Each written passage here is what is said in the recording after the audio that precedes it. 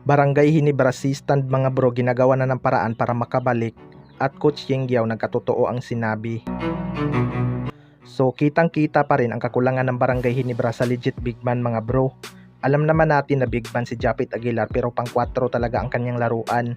Minamama nga lang siya ng mga import sa pinted area. May edad na rin itong si Japit Aguilar kaya hirap na talaga siyang makipagsabayan sa minuto ng mga malalaking import. Malaking kawalan talaga ang inside presence ni Sistan sa ilalim mga bro, lalo na kapag ganitong conference na Commissioner's Cup. Pero ayon nga sa source mga bro ay ginagawa na daw ng paraan para makabalik sa Barangay Hinebra itong si Sistan. Matatandaan na sinabi nga nito na magre-retiro na siya sa Terra Firma Jeep. Hindi nga pwedeng lumipat si Sistan sa ibang team kapag hindi siya mag-retire dahil mahahawakan pa rin ng Jeep ang kanyang rights. Magiging free agent na nga itong si Sistan mga bro kaya malaki talaga ang tendency na makakabalik ito sa Barangay Hinebra. May mga ganyang pangyayari na nga mga bro na bumabalik sa PBA after ng retirement gaya na lang nila Kelly Williams at Jody Vance. Ibang kaso nga lang itong kay Sistan dahil sa Terra Firma Jeep siya magre-retiro pero sa Barangay Hinebra ang possible comeback. Hindi naman talaga maitatanggi mga bro na mas malakas itong si Sistan kaysa kay Japit Aguilar, lalo na ngayon na nagkakaedad na itong si Japit Aguilar. Athletic lang talaga itong si Japit kumpara kay Sistan. Sa kabilang banda naman mga bro, Coach Yengyaw nagkatotoo ang sinabi. Kahit lumakas ang Barangay Hinebra mga bro, hindi nga nila kinaya ang Hong Kong Eastern. Mas tinambakan pa nga ng rain or shine ang Hong Kong Eastern kahit wala silang superstar na maituturing mga bro.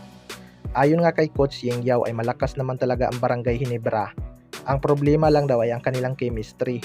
Halos karamihan nga sa key player ng Barangay Hinebra ay bago pa lang at di pa kabisado ang sistema ni Coach Tim Con. Naniniwala nga itong si Coach Yengyaw na magiging contender pa rin ang Barangay Hinebra dahil malakas naman daw ang kanilang lineup lalo na kapag makabalik na sina Jimmy Malonzo at Jeremiah Gray. Well, para sa akin mga bro, may punto talaga si Coach Yengyaw sa kanyang sinabi. Veteranong coach na nga ito at alam niya na talaga ang kakayanan ng isang team. Hindi pa nga nag-iinit itong Barangay Hinebra at sanay na rin naman siguro tayo na nag-i-struggle talaga ang Barangay Hinebra sa elimination rounds. Tapos magugulat ka na lang na sa finals na pala sila. Malakas naman kasi kung titingnan natin ang kanilang lineup, pero hindi pa nga gamay ni na Troy Rosario at Stephen Holt ang triangle offense. Kaya hirap pa talaga sila maka-execute minsan, lalo na kapag nagzuzon ang kalaban.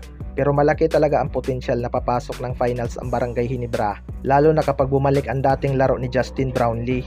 Isa din kasi ito sa mga kailangan ng Barangay Hinebra lalo na sa opensa. Kaya abangan na lang natin kung makakabawi ba sila. Kayo mga bro, ano masasabi nyo tungkol dito?